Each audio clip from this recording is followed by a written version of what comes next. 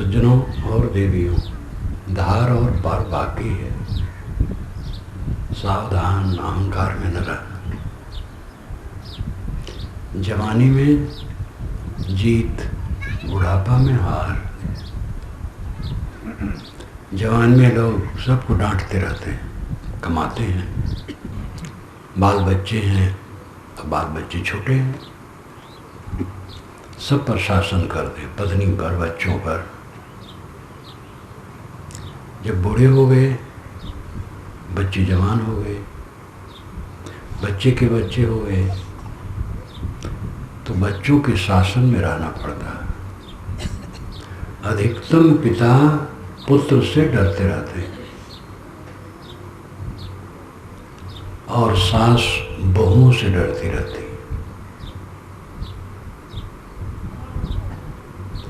एक बात मुझे याद आया करती है। एक पंडित जी यहाँ में बैठा था, उनका बच्चा 14-15 का रहा हुआ, कुछ कहा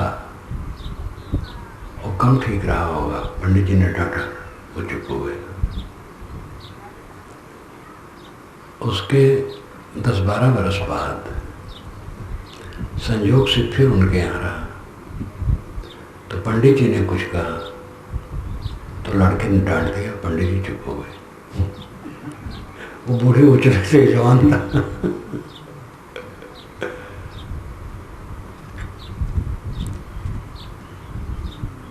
चक्र घूमता है, चक्का नीचे से ऊपर, ऊपर से नीचे आता जाता रहता है। बुढ़ापा में बच्चों के साथ माता भी हो जाती है और मालिक अकेला हो जाता है। ज़्यादातर ऐसा होता है। एक दंपति मिलने आए, उनके 3 बच्चे। कैसा है, इनको समझा दीजिए, मैं बच्चों को डांटता हूँ तो ये उसी तरफ हो जाती है, ये सब एक तरफ हो जाती, मैं अकेला हो जाता हूँ।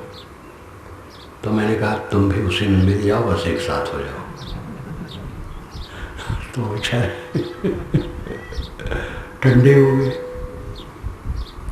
आप लोगों के पास डांटना ज़्यादा रहता है और देवियों को सहना ज़्यादा रहता है। पुरुष लोग डांटने में बहुत आगे हैं, देवियाँ सह करके काम करती। कुछ देवियाँ होती हैं जो अपने पतियों को जात की चूहिया बना देती। वह खूब डांटती रहती है और पति बेचारा चुपचाप सहता रहता है। ऐसा थोड़ा थोड़ा कहीं कहीं होता है। ज़्यादातर पुरुष डांटने में लगे रहते हैं।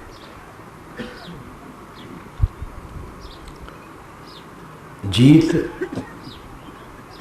सफल हो, हार गिर जाए, इसका उपाय क्या है? जीवन में जीत ही जीत रहे, हार ना हो, इसका क्या उपाय है? निष्कामता और निर्माणता। जो निर्माण हो गया, निष्काम हो गया, वो जीत गया। पत्नी को जीतना नहीं चाहता है, पहले से नम्र है। बच्चों को जीतना नहीं चाहता है, पहले से नम्र है।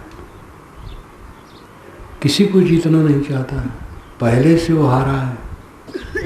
जो पहले से हार जाता है वो सदा विजयी है। हार जाने का मतलब विनम्र हो जाना, निष्काम हो जाना, निर्माण हो जाना। जीवन की यही सच्ची साधना है। परम पारखी श्री रामराज साहब ने कहा है, हंता माँ सबही पड़े, हंता देखे साध, हंता ते न्यारा रहे, गुरुमुख दृष्टि आबाद। सारा संसार अहंकार में पड़ा है। जो अपने अहंकार को देखे वो साधु है, या हंता देखे साध। साधु अपने अहंकार को देखता है। औचित अर्थ यह है कि जो अपने अहंकार को देखे वो साधु है, किसी वेश में हो। दूसरे के अहंकार को देखना तो बहुत सरल है, अपना अहंकार देखना बड़ा मुश्किल है। दूसरे की गलत आदतें समझना बहुत सरल है, अपनी गलत आदतें समझना कठिन है। जब सिर झुकाए तो देख पाए, विनम्र हो तब देख पाए। 4 दिन का ये सम्मेलन है। लोगों के साथ गुस्सा करके, रोब बना करके उन पर हम कौन सा कब्जा करना चाहते हैं? बच्चों पर आप जितना रोब करोगे वो बेकार होगा। प्रेम का बर्ताव करो। रोब से कोई लाभ नहीं होता। साथियों पर रोब जमा करके उनको कब्जे में नहीं कर सकते हो। प्रेम एक ऐसा बल है कि उससे सब कुछ हो जाता है। लेकिन हमारे में तामस, अहंकार ये बात को समझने नहीं देता। हम समझते हैं गुस्सा करेंगे तो लोग डरेंगे। प्रेम से डरना, अदब करना, मर्यादा से डरना, पवित्र आचरण के कारण डरना, ये डरना ठीक है। और कोई गुस्सा करे तो उससे डरना, सांप से सब डरते हैं तो सांप की बड़ाई तो नहीं। महाभारत में बारंबार कहावत आती है कि जैसे सब सांप वाले घर से लोग डरते हैं वैसे लोग उससे डरते हैं। जिस घर में सांप रहता हो, कभी कभी निकलता हो और लगता है इस घर में सांप है, तो लोग भयभीत रहते हैं। सांप तो आते जाते हैं, भय करने की जरूरत नहीं। कभी निकल गए, चले गए। लेकिन सांप वाले घर से जैसे लोग डरते हैं वैसे कट स्वभाव वाले मनुष्य से लोग डरते हैं। तो ये डरने से, जिससे डरते हैं उसकी बड़ाई नहीं है। जिससे डरा जाता है उसकी बड़ाई नहीं है। वो तो सांप है, इसलिए लोग डरते हैं। और सांप को कोई अच्छा नहीं मानता। इसलिए डराओ मत, डरो मत, डराओ मत। जीवन में जीत बढ़ती चली जाए, हार न हो। इसका उपाय सरल है। किसी पर कब्जा करके जीतना चाहोगे तो कभी सफल नहीं होगे। प्रेम से जीतोगे तो सब समय सफल हो। जीवन का सर्वोच्च सद्गुण विनम्रता है। विनम्रता में मीठे वचन है और मीठे वचन में अमृत है। पलटू साहब ने फकीरों के लिए इतना बढ़िया कहा है, सबके लिए कहा। फकीर के बाल के गुस्सा मत कीजिए। गुस्सा, फकीर के बाल के गुस्सा मत कीजिए। गुस्सा फकीर को ना ही अच्छा, बात मीठी कहो, नीक सबको लगे। भेष भगवंत की पकड़ पच्छा, रहनी ऐसी रहो बहुत गरीब होए। सकल संसार मिल करे रक्षा, दास पलटू कहें बहुत चुचकारी के। बचन अब मान लियो बच्चा। इतना बढ़िया प्रयोग है। दास पलटू कहें बहुत चुचकारी के, बचन अब मान लियो बच्चा। है बच्चा, बात मान लो, गुस्सा न करो। गुस्सा करना अच्छा नहीं। यहाँ साधुओं का प्रसंग है लेकिन सबके लिए है। गुस्सा आने पर मस्तिष्क की लाइट बुझ जाती है और समझ में नहीं आता हम क्या कहते हैं, किसके सामने कहते हैं, कुछ होश नहीं रहता। गुस्सा आता है तो मर्यादा भी नहीं रह जाती, बड़े छोटे की। जिसके सामने नहीं कहना चाहिए वहाँ भी कह डालता है और पीछे वो स्वयं दुखी होता है कि हमने क्या कर डाला। वाजस्रवा जब अपने पुत्र को कह दिए तुम यमराज यहाँ जाओ, पीछे पीड़ित हो गए। वाजस्रवा एक ऋषि गोदान कर रहे थे, गाय बहुत थी उनकी, तो बूढ़ी बूढ़ी गायें जो न बच्चा दे सके न दूध दे सके, उनका दान कर रहे थे। तो उनका एक कुमार लड़का था, ना उसमें लिखा तो नहीं इतनी उम्र, लेकिन उससे लगता है कि ऐसे ही 12-15 वर्ष के अंदर का रहा होगा। उसको बुरा लगा। उसने सोचा पिताजी हमारे लिए ही तो अच्छी अच्छी गायें गौशाला में रख रहे हैं और बूढ़ी गाय दान कर रहे हैं। जिन गायों का ये दान करते हैं ब्राह्मण लोग ले जाएंगे, ये तो चारा चरने में भी असमर्थ हैं, बछड़ा और दूध देना तो दूर है, तो कौन सा ये पुण्य पाएंगे और ब्राह्मणों को क्या लाभ होगा। तो उसके मन में कष्ट होने लगा और दान करते जा रहे थे बूढ़ी बूढ़ी गायों के का। तब वो आकर के कहा पिताजी आप मुझे किसको दे रहे हैं, यानी दान कीजिए, मैं पुत्र हूँ, प्यारा हूँ, तो मुझे दान कर दीजिए। मेरे लिए ही गायें आप अच्छी अच्छी गायें गौशाला में रख छोड़ रहे हैं, तो मुझे ही दान कर दीजिए, छुट्टी हो जाए लोग। तो इतना तो नहीं कहा, इतने पर कहा पिताजी आप मुझे किसको दे रहे हैं। और कुछ समय आ गए वाजस्रवा, लेकिन बोले नहीं। फिर इसने कहा पिताजी आप मुझे किसे दे रहे हैं, तब भी चुप रहे। जब फिर कहा तो उनका गुस्सा भड़क गया, कहे तुम्हें यमराज को दे रहे हैं। तो यमराज यहाँ चला गया और पिता से कहा पिताजी सस्य के समान यानी फसल के समान प्राणी उगते हैं, कोमल कोमल, फिर पीले होकर के जमीन में लिपट जाते हैं, जिससे फसल लिपट जाती है। तैसे आदमी भी बूढ़ा हो जाता है। और यहाँ पर कुछ भी स्थिर नहीं है। एक परोक्ष रूप में मानो उपदेश किया कि आप चिंता न कीजिए, और यमराज यहाँ चला गया। यमराज घर पर नहीं थे, तो घर वालों ने कहा भोजन करो, विश्राम करो। कहे विश्राम तो ठीक है, लेकिन भोजन तो नहीं करूँगा।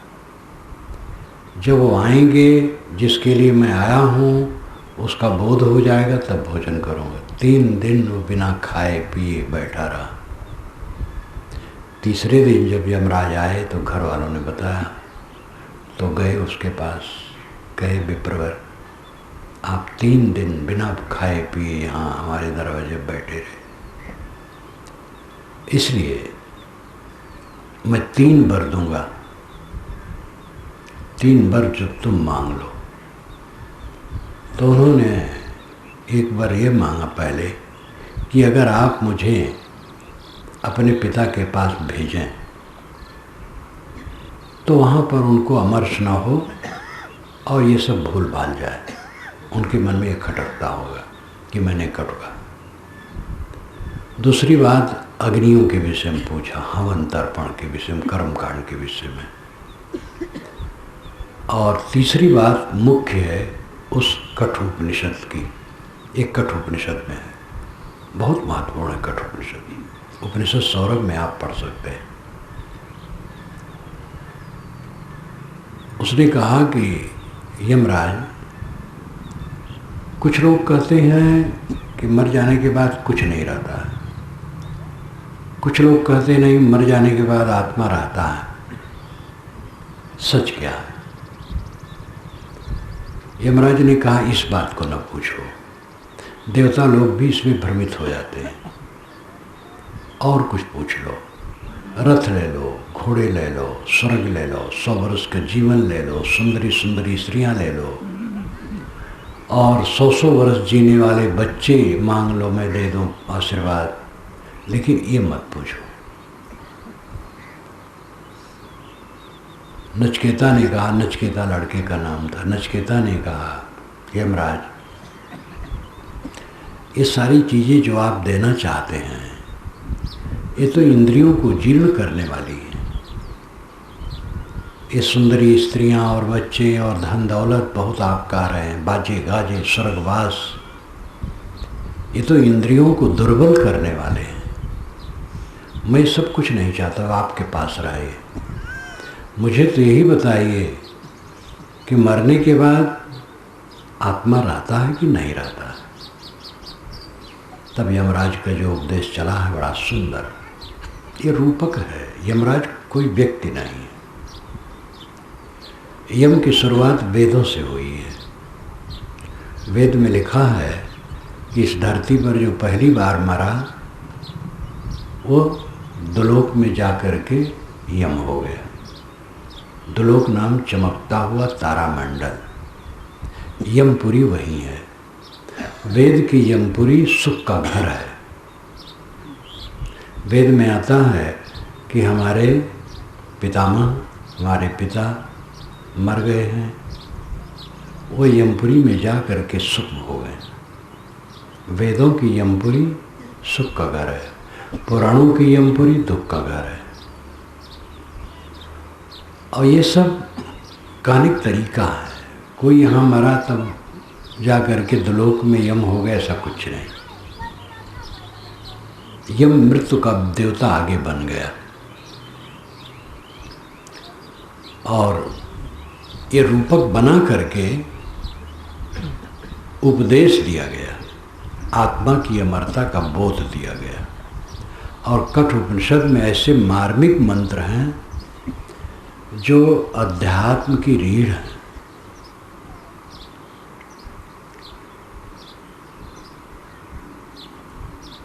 आत्मा की अमरता का बोध ध्यान से परिपक्व होता है, समझ से बात बैठ जाती है। लेकिन जब आदमी ध्यान करता है और चित्त शांत होता है और अपनी आत्मा का अपरोक्ष होता है, तब ये पक्का होता है।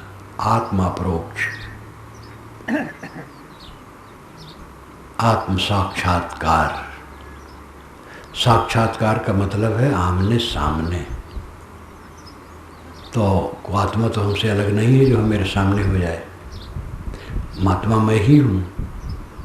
लेकिन मन में संसार के दृश्य मिश्रित होते हैं, इसलिए आत्मा का बोध नहीं होता है ठीक से। जब संकल्प शांत हो जाते हैं तो दृश्य शांत हो जाता है, तब चेतन मात्र रह जाता है, तब सच्चा बोध होता है। समाधि में सच्चा बोध होता है, आत्म साक्षात्कार में सच्चा बोध होता है, जहाँ क्लेशों का अंत है। इस बात को जो समझ सके उसको इसके लिए साधना करनी चाहिए। समय तो भागा जा रहा है, सबका समय भागा जा रहा है। जो करना चाहे वो करे, नहीं तो गाफिली में खत्म हो जाएगा। हार न हो जीत बढ़े, निरंतर जीत बढ़े, उसके लिए उपाय है सिर झुका लेना। और जितने भी साधक हुए हैं यही अनुभव किए हैं। मुस्लिम फ़कीरों के विषय में पढ़िए, यही बात आती है। मुस्लिम फ़कीर गरीबी, सहनशीलता, सिर झुका के रहना, विवाद न करना, उन्होंने इसके लिए साधनाएं की। कबीर साहब हों, तथागत बुद्ध हों, स्वामी दयानंद सरस्वती जरा बहुत खुर्राट थे, गर्म स्वभाव के थे और खर बहुत थे। जो उन्होंने देखा है बहुत खरखर भर भर, लेकिन संत हृदय उनमें भी था, दयालुता थी। जब एक बार एक कलेक्टर उनका भक्त था और सड़क के किनारे एक देव मंदिर था, तो लोगों ने कहा कि स्वामी जी, कलेक्टर आपका भक्त है, उससे कह दीजिए ये सड़क के किनारे देव मंदिर है, इसको हटवा दे। तो उन्होंने कहा देखो, मैं जो समझता हूँ उसको बातों में कहता हूँ, और किसी के मंदिर को तोड़ करके उन्हें दुख देना ये मैं पसंद नहीं करता हूँ। बातों में कहता हूँ, जो समझ जाए छोड़ दे। मूर्ति पूजा के वो घोर विरोधी हुए और उनको ऐसा लगता था जैसे मुसलमान लोग हैं, एक ईश्वर मानते हैं और कुछ नहीं, वैसे मानने से काम है। वैदिक परंपरा में बहुदेववाद है। बहुदेववादी इस्लाम के पहले भी था, लेकिन वो एक ऐसे सूझ के हुए छोटा सा देश था, कुछ थोड़े लोग थे, उन्होंने ऐसा अभियान चलाया, सफल हुआ और वो लपट बढ़ी और विश्व में फैली। लेकिन वो ऐसा होते हुए भी कब्र पूजना, ताजिया पूजना तो बना ही है। अंत में आदमी फिसल करके बहुदेववादी हो ही जाता है। विचारक समझते हैं और आगे बढ़ते हैं। तो संत किसी मत के हों, अगर वो साधक हैं तो साधना के विषय में यही काम वो करेंगे और इसी बात का प्रतिपादन करेंगे। विनम्र हो जाना, निष्काम हो जाना, अपने को मार लेना। तब जानिया जब जीवत मुआ, जीवन को तब जाना जब जीते जीते मर गया। अब अहंकार करोगे कब तक करोगे? अहंकार करके जिंदगी बीत जाएगी और अधूरे रह जाओगे, किसी कर्म लायक नहीं रह जाओगे, कुछ नहीं पाओगे, दुख पाओगे और कुछ नहीं। अहंकार छोड़ दो, बेड़ा पार। सिर झुका लेने में क्या बुराई, क्या कठिनता है? लड़ने में कठिनता है, हारने में कठिनता नहीं। जो अपने आप हार जाता है वो जीत जाता है। विनम्र होकर के जो हार गया वो जीत गया। जो कुछ हमें मिला है बिखर रहा है और बिखर के रहेगा। उसमें चिपके रहने से हारने के अलावा और क्या है? रोना है। एक एक व्यक्ति मरे, उसके साथ रो। अपना शरीर जीर्ण हो, उसके लिए रो। कितने लोग तो बात बात में कहा, क्या करें साहब, शरीर तो बुढ़ा ही गए, अब कहाँ करी साहब, कमज़ोर हो गए। हर नाम वही वही वही वही बात। मैं अवधी भाषा में कहता हूँ, आपकी भाषा में नहीं कहता हूँ। आपकी भाषा जानता तो हूँ, लेकिन कहूँगा तो आप लोग हंसेंगे, वो शुद्ध नहीं रहेगा, हलवा जलवा रहेगा। तो कहाँ करी साहब। श्री विशाल साहब हमसे कहे, लोग आवत हैं तो साधु कहते हैं, कहाँ करी साहब, बहुत बुढ़ाई है।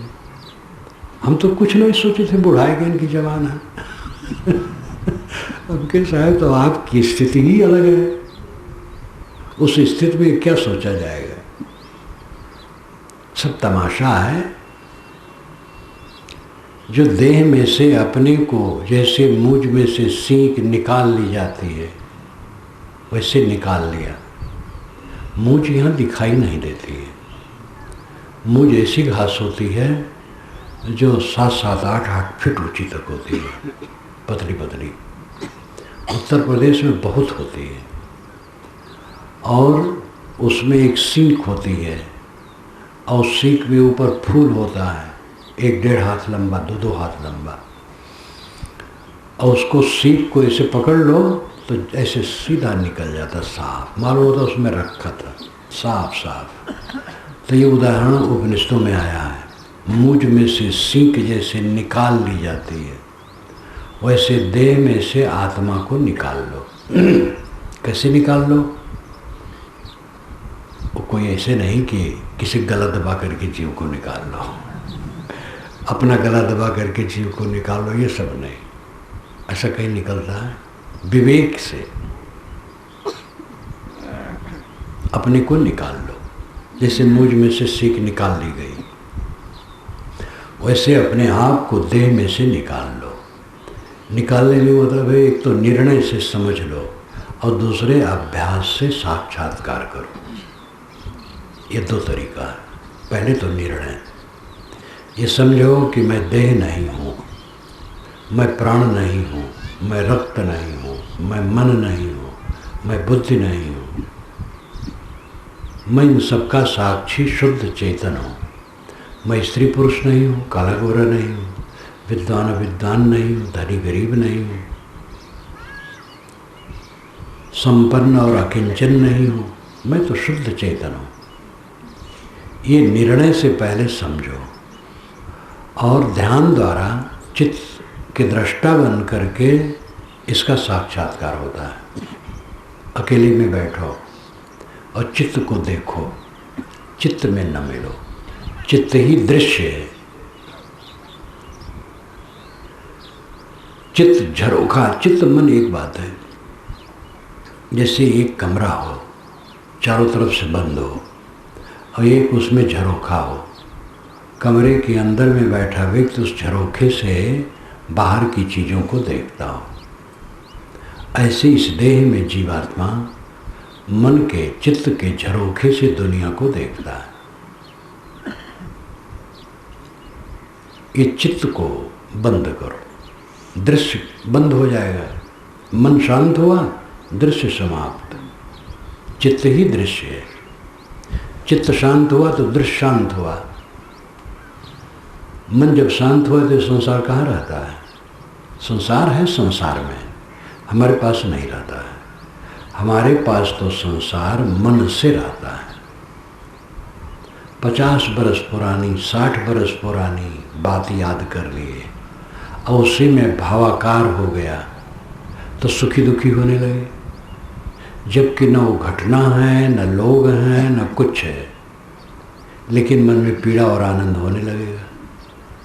60 बरस के पहले कोई अप्रिय घटना घटी है, उसकी तदाकारता पूर्वक याद करो तो मन ही मन में पीड़ित हो जाओगे। और वो दृश्य प्राणी पदार्थ खोजने जाओ तो कहीं नहीं है, सब समाप्त हो गए। यही तो संसार है, जो नहीं है वही पीस रहा है। और 60 वर्ष के पहले अनुकूल वातावरण कभी मिला था, लेकिन वो सब कुछ नहीं है। भावना में याद करने लगो तो पुलकित होने लगोगे। इसलिए चित्त ही दृश्य है, चित्त ही संसार है। चित्त शांत हुआ, संसार शांत हो गया। मूल सहित जगध्वंस को कोई करत नहीं आस, किंतु विवेकी चाहते हैं त्रिविध दुखन को नाश। मूल सहित जगत को ध्वंस करने के लिए कोई आशा नहीं करता है। विवेकी तीनों दुखों का अंत चाहते हैं, दैहिक, दैविक, भौतिक। संसार सदा है, सदा रहेगा, लेकिन हमारा जो उसका संबंध है वो संबंध कटना चाहिए। अब ये बात भी समझना मुश्किल है। संसार में आनंद है, आनंद के चक्कर में सब दुख भोग रहे हैं। दुख कहाँ समझ पाते हैं? दुख समझना सरल थोड़े है। जो समझ पाए और साधना में लगे तब उसको पता लगेगा। जितना संयोग होता है उसमें हम छले जाते हैं, संयोग में ही हम छले जाते हैं। अनुकूलता, बड़ी प्यारी अनुकूलता, मनुष्यों की, पदार्थों की, परिस्थितियों की कब तक रहेगी अनुकूलता? सब गल करके पता नहीं कहाँ बह करके चली जाएगी। सुंदर सुंदर मित्र, लड़के, बच्चे, जवान, फिर बूढ़े होके, कुरूप होकर के, विकृत होकर के मर जाएंगे।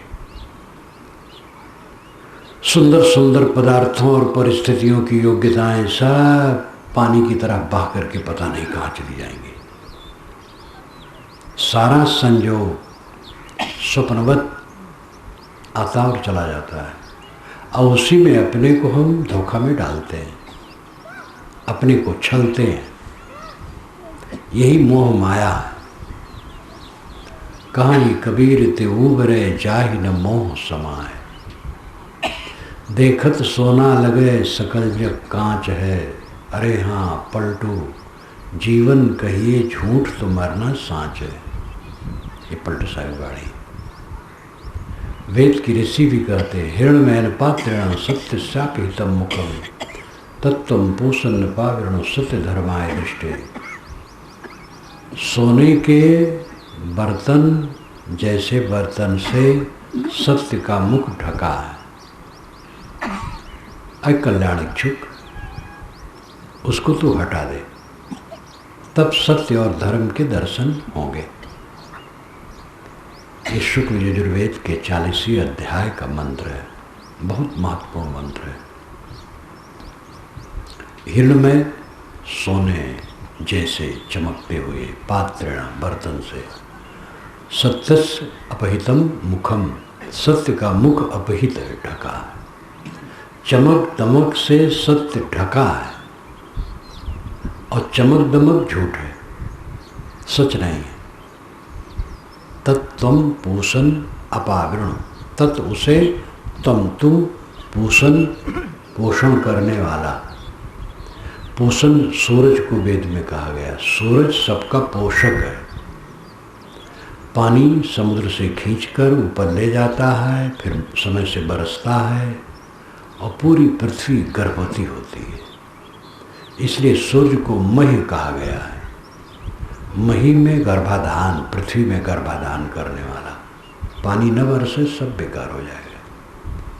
सूरज पूषण है, लेकिन आध्यात्मिक क्षेत्र में आत्मा पोषण है। ये आत्मा ही ज्ञान विज्ञान द्वारा सब पोषण करता है। ज्ञान का स्रोत खान कहाँ है? चूने की खान, कोयले की खान, पत्थर की खान, रत्नों की खान, पानी, पेट्रोल इत्यादि का स्रोत, ये सब जमीन में है। लेकिन ज्ञान की खान या स्रोत कहीं नहीं है, वो मनुष्य का आत्मा है। इसलिए पोषण है, सबका पोषक है। ज्ञान विज्ञान से सबका पोषक है। तत्त्वम पूषण अपोषण, उसे तो अपावरण हटा दे, ये चमक दमक को दृष्टि से हटा दे। क्यों? सत्य धर्माय दृष्टे, सत्य और धर्म को देखने के लिए। सत्य आत्मा है और धर्म पवित्र रहनी है, एकदम आपके सिद्धांत के अनुसार। जो मूल बातें हैं वो सब की एक हैं। जो काल्पनिक मान्यताएं हैं वही हैं बीच में जो गड़बड़ करने वाली है, और उसी में फर्क है। और जो मूल बात होती है उसमें फर्क नहीं होता है। गोस्वामी जी कट्टर सगुण उपासक थे। महाराज राम की सुंदरता के वर्णन करते करते कलम उनकी घिस गई।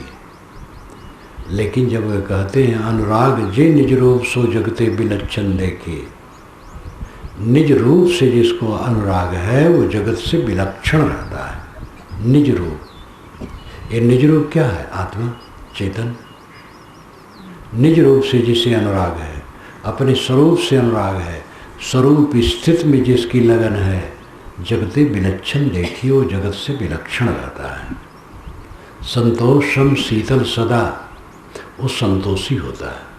सम, मन उसका शांत होता है। शीतल, उद्विग्न नहीं होता है, शीतल होता है। दम, इंद्रियों पर वो नियंत्रण रखता है। देहवंत न पेखिए, वो देहाभिमानी नहीं होता है। निर्मल निरामय एक रस, उसका मन निर्मल होता है। निरामय, रोग रहित, यानी मानसिक विकार रूपी रोग से रहित। और एक रस, एक समान होता है। कभी हर्ष कभी शोक ऐसा नहीं करता, सब समय शांत। निर्मल निरामय एक रस। ते हर्ष शोक न व्यापी, उसको हर्ष शोक नहीं व्यापते हैं। त्रैलोक के पावन सो सदा जाकी दशा ऐसी भई, जिसकी दशा ऐसी भई वो तीनों लोकों को पवित्र करने वाला है। जिसे निज रूप से अनुराग है, आत्मा राम है, जो निरंतर आत्मा में रमता है, आत्मलीन रहता है। ये दुनिया की प्रपंच,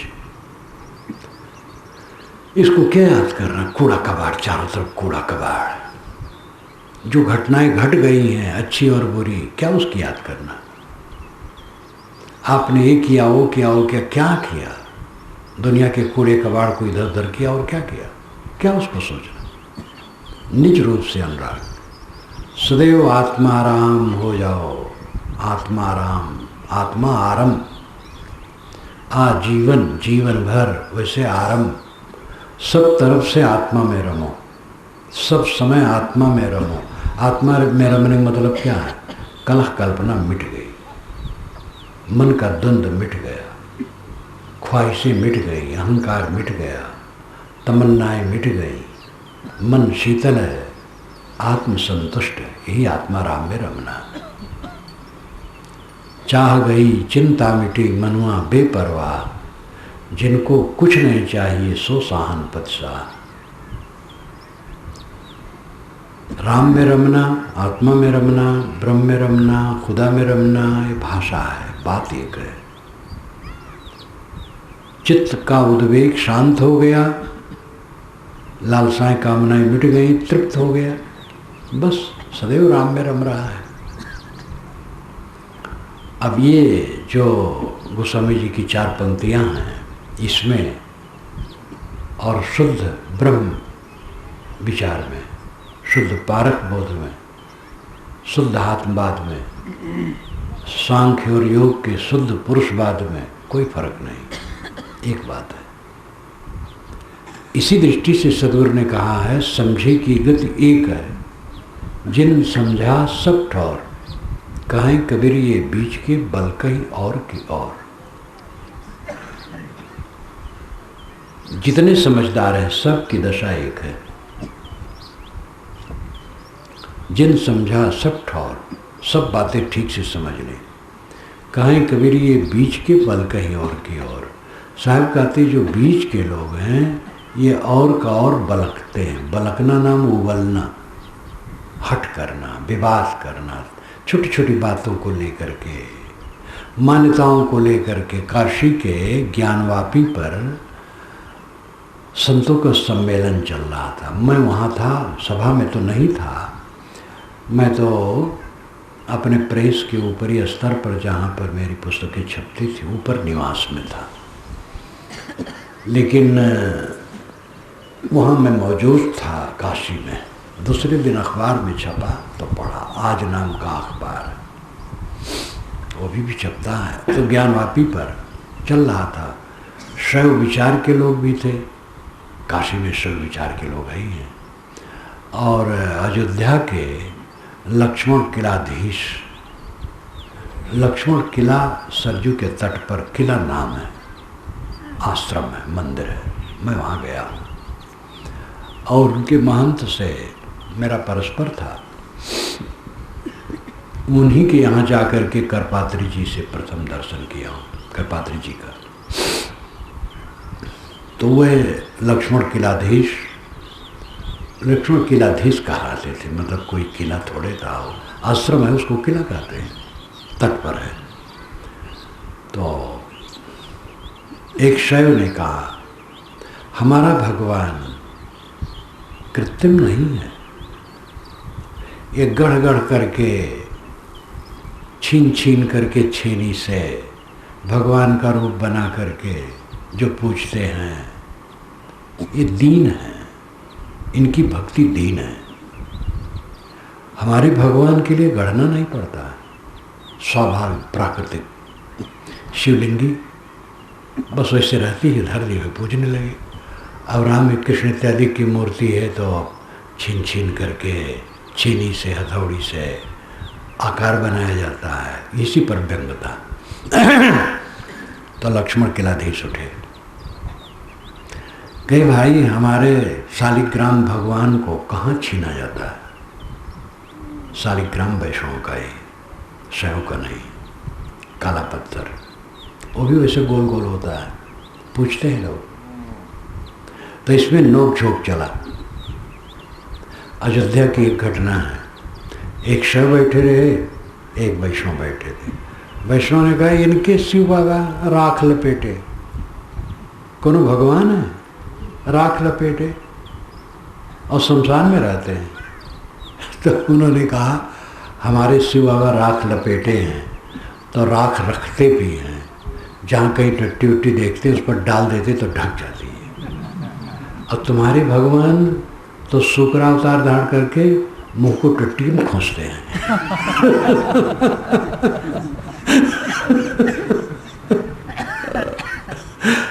तो ये सब बातें बचकानी है। इन सब बातों में तो कोई कला नहीं रहा, नोक झोंक तो रहा, केवल विनोद तो नहीं रहा, लेकिन नोक झोंक रहा। परंतु कला भी कर लेते हैं, मोटी मोटी बातों को लेकर के कला। कबीर साहब ने इसी कला को मिटाने के लिए तो अपना वचन कहा, पूरब दिशा हरि को बासा, पश्चिम मलह मुकामा, दिल माँ खोज दिले माँ खोजो ये करी मारामा। हिंदू पूरब तरफ मुख करके प्रार्थना करते हैं, पूजा करते हैं, मुसलमान पश्चिम तरफ। उसमें कारण यह है कि हिंदुओं का जो मूल ग्रंथ वेद है वो अग्नि उपासना उसमें खूब है, और मूल अग्नि उपासना ही है। अग्नि मिलित से वेद शुरू होता है, अग्नि मिली पुरोहितम यज्ञ से, और अग्नि का महासमुच्चय सूरज, सूरज की उपासना वेदों में बहुत है, और उसका असर हिंदू समाज में बिना वेद पढ़े भी है। तो सूरज को परम देवता मान करके सूरज पूरब उगता है, जहाँ उगता वही पूरब है, तो उस तरफ मुख करके लोग पूजा करते हैं। मुसलमान पश्चिम तरफ, पश्चिम करते हैं यहाँ भारत के मुसलमान, क्योंकि अरब पश्चिम है, तो उनका किबला काबा है। किबला का अर्थ है जो सामने हो उपास्य के रूप में, तो काबा उनका किबला है, उपासना का मुद्दा है। और यहाँ से पश्चिम है और थोड़ा सा दक्षिण है, और उसी तरफ वो मुँह करके उपासना करते हैं। लेकिन मुसलमान जो मक्का से पश्चिम होंगे वो पूरब तरफ मुँह करके करते होंगे। तो ये सब बाह्य उपासना का रूप है, पूरब और पश्चिम कुछ नहीं, सब घट में बैठा है। जिसकी पूजा लोग करना चाहते, उपासना करना चाहते, वो बाहर नहीं है। बाहर तो भ्रम से लोग भटकते हैं, वो सब के अंदर में है।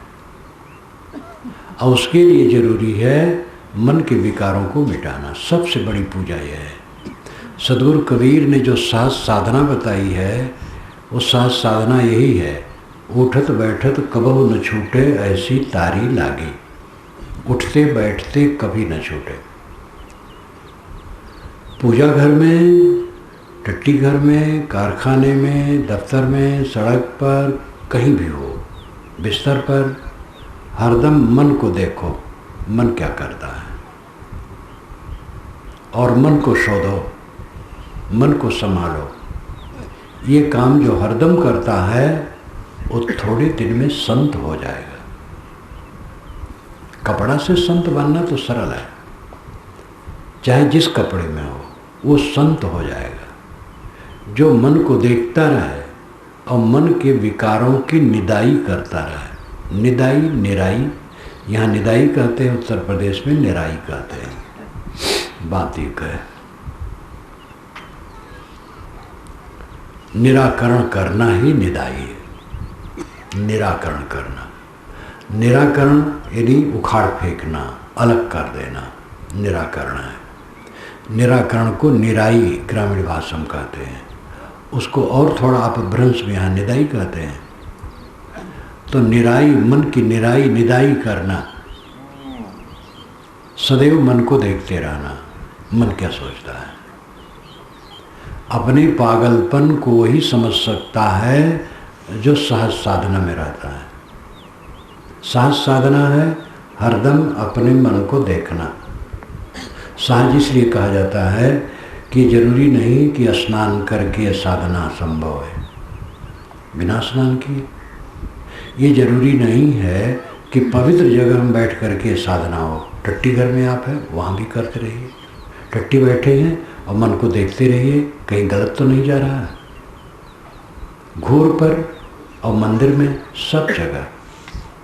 और बड़ व्यवस्था के अनुसार मान रखें, ब्राह्मण एक पूजा कर सकता है, दूसरा नहीं। लेकिन सहज साधना में ब्राह्मण विष्णु क्या मतलब है?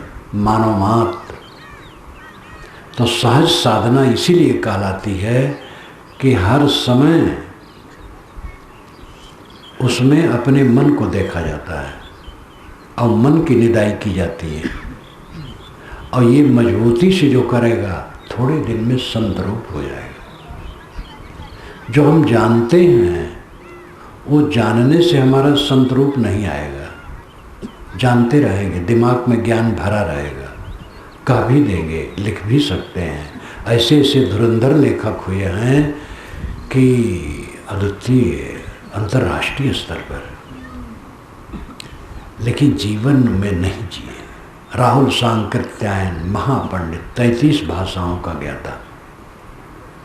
उनका जन्म स्थान आजमगढ़ था, बनारस के पास, और संसार के महापुरुष में उसका जीवन मैंने लिखा है।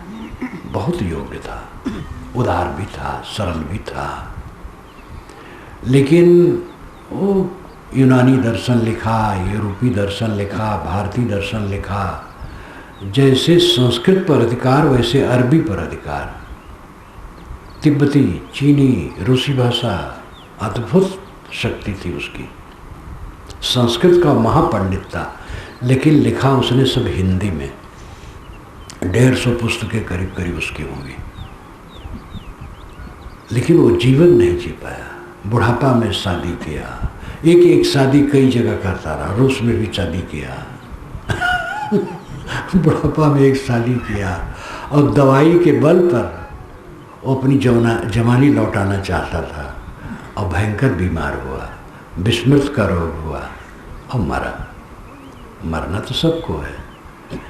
तो ये उदाहरण मात्र हुआ, केवल एक की बात नहीं है।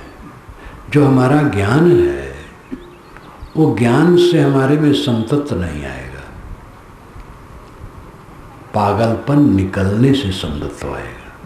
जो हमारे में पागलपन है, काम वासना, क्रोध वासना, लोभ वासना, मोह वासना, तृष्णा, आशा, ईर्षा, द्वेष, चिंता, उद्वेग, शोक, मोह, ये पागलपन मिटने से संतत्व आएगा। संतत्व का अर्थ क्या है? सत्य में स्थित। सत्य से ही संत शब्द बना है।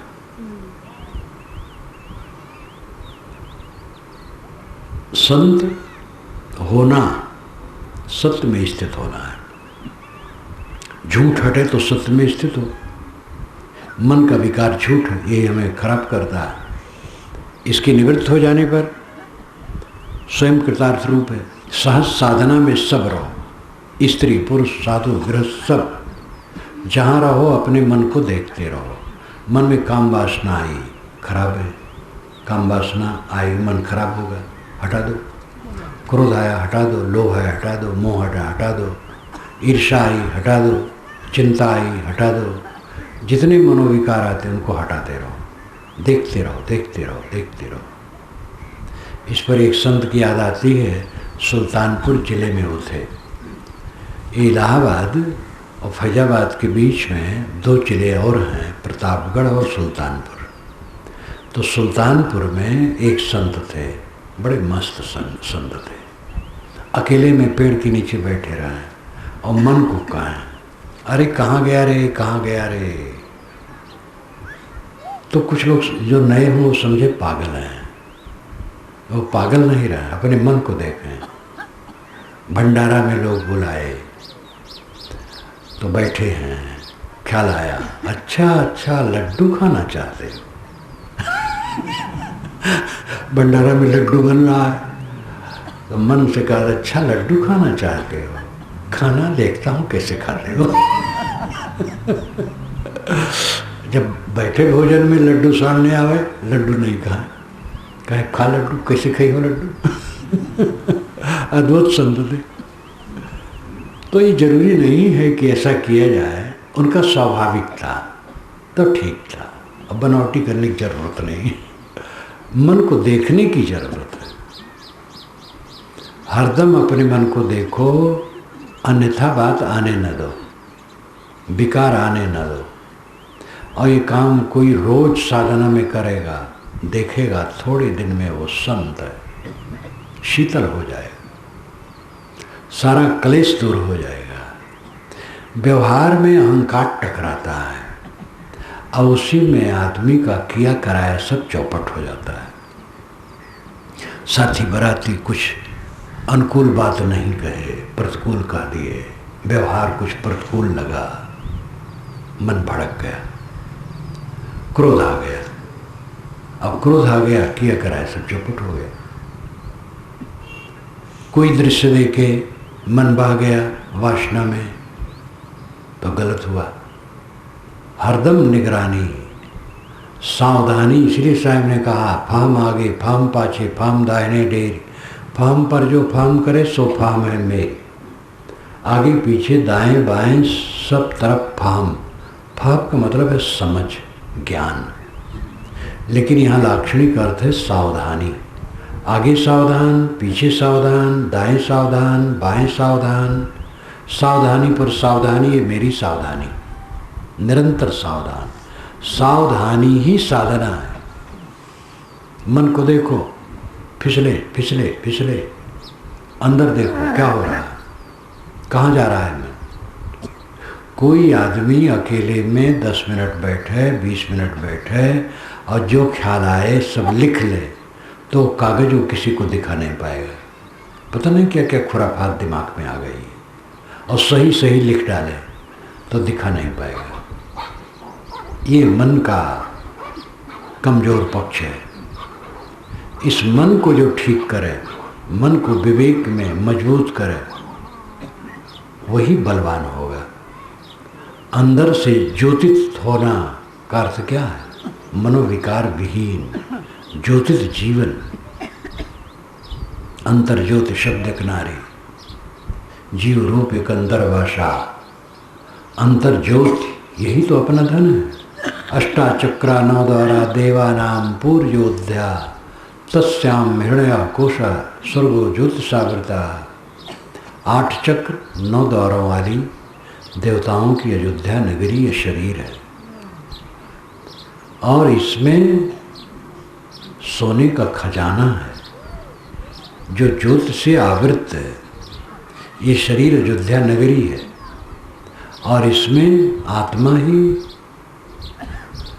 सोने का खजाना है जो ज्ञान के ज्योति से ज्योतित है। वो आपका स्वरूप है। अपने को स्त्री पुरुष मानकर, धनी गरीब मानकर, शिक्षित अशिक्षित मानकर, बड़ा छोटा मानकर, न मालूम कितना देह बुद्धि में रह करके हम हरदम पीड़ित रहते हैं। कोई मिल गया, बिछुड़ गया, हानि हुई, लाभ हुई, बिगड़ गया, बन गया, उसमें रोते रहते हैं। सब बकवास। ये सब होने दो, जो होने दो। निश्चिंत रहो, निष्फिक्र रहो। आप शुद्ध बुद्ध निर्मल हो, अपनी निर्मलता की याद करो। आप सब शुद्ध चेतन हो, ब्रह्म रूप हो, राम रूप हो, कैवल्य रूप हो, खुदा रूप हो। खुदा का अर्थ क्या? खुद आ। खुदा खुद आ, स्वयंभू। जितने विशेषण हैं सब आपके पर्याय हैं। खुदा, अल्लाह, राम, रहीम जितने हैं सब आपके पर्याय, आपके नाम के। आप अपने को हीन दीन मत समझो। हर नर और नारी ये समझे कि मैं नर नारी नहीं हूँ, मैं साधु गृहस्थ नहीं हूँ, मैं तो शुद्ध चेतन हूँ। मेरे में क्लेश है ही नहीं, पीड़ा है ही नहीं, संताप है ही नहीं। तो सारा संताप अपनी भूल का परिणाम है। सदैव मन को देखो, मन को मांझो, मन के दृष्टा रहो, मन को निर्मल बनाओ, और ये काम जो निरंतर करता जाएगा पूरा कल्याण स्वरूप हो जाएगा। मैं अपनी वाणी को विराम देता हूँ।